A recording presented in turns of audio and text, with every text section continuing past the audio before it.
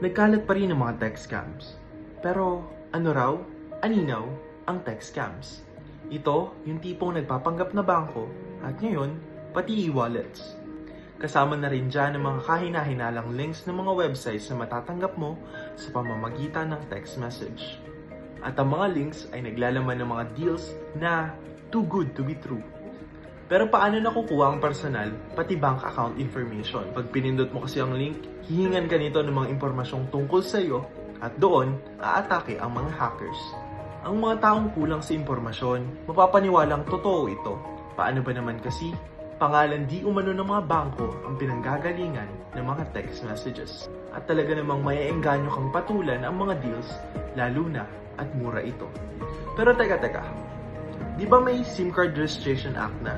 O ang Republic Act 11934? Ito ay isang batas na inuobliga ang lahat ng network users na iparehistro ang kanilang SIM card. Kasama sa batas na ito ang pagkuha ng personal na impormasyon ng mga users na ituturing na confidential. Ngunit higit sa lahat, ang SIM Card Registration Act ay para i-regulate ang mga nagaganap na illegal na aktibidad katulad ng scam messages.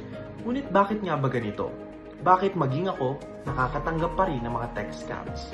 Ayon sa ulat ng Inquirer.net, pumalo sa 460 billion pesos ang nawala sa mga Pilipino sa loob ng 12 buwan dahil sa text messaging scams. Tunay na nakaalarma. Ayon kay Senator Sherwin Gatchalian sa nakaraang sesyon sa Senado, So NTC released several memos to the telecom companies to use the most latest technology to detect fraud and fake identities, Mr. President. And to date, they have blocked 2 billion SMS, Mr. President. They activated 2.3 million SIM cards and blacklisted 10 million numbers, Mr. President. So, But admittedly, there's much to be done.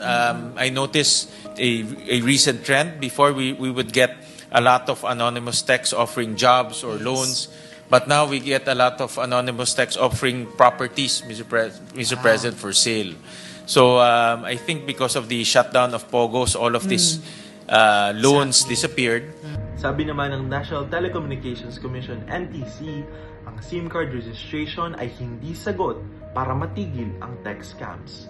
Tayong mga Pilipino, sana naman mag-isip din tayo. Nanalo ka ng pera nang walang nilalabas ni sentimo?